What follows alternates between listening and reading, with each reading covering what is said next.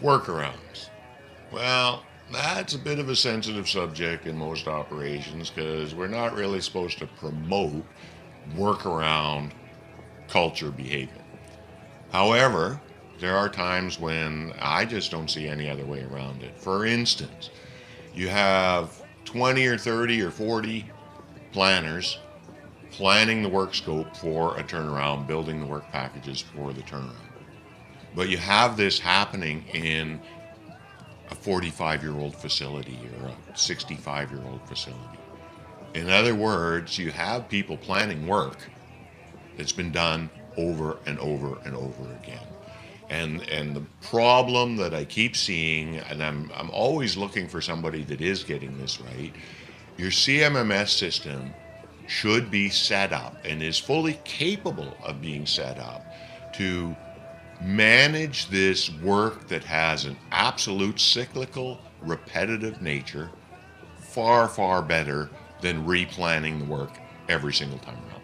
Anyway, I don't want to go down the bunny tube of work management and CMMS being a service and the rest of us, being able to count on that. Let's just leave that to the side and like most turnaround management groups, you're probably not going to make any traction on that anyway. So, that's unfortunate, but what can we do about it? So, here's an alternative approach, a workaround, if you will. What I have found, all of these facilities have full-blown Microsoft Office suites, and all the people working within them, including the turnaround manager and the turnaround team, have access to that suite. And, SharePoint is a really powerful thing, as it turns out, and it has almost no, chains of turf war and inner politics attached to it. In fact, what I learned myself, because I implemented this workaround myself, I'm confessing to that, is you generally just have to ask for a turnaround page, or a SharePoint page, that you'll make into a turnaround page. And in a lot of places, you don't even have to ask. You can start a SharePoint right from your company office login. So this turned out to be a really powerful thing to do. Now, I'll admit that you probably, in these types of facilities, will not get any help in terms of SharePoint professional expertise or training or anything like that.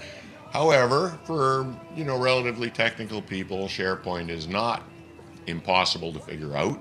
And you can build, and I did build, an extremely functional site that offers all the key things like version control and metadata sorting and, even some special tools you can add. I had a activity log tracker. I had a decision log tracker in there. Probably not as pretty as I could have got if the company had a supported professional SharePoint development, but it was functional and it worked. And what mattered to me is I don't have it in me to keep asking my team to replan the exact same work over and over and over again. So, yeah, I don't want to be the guy that's promoting those kind of shadow management solutions. But on the other hand,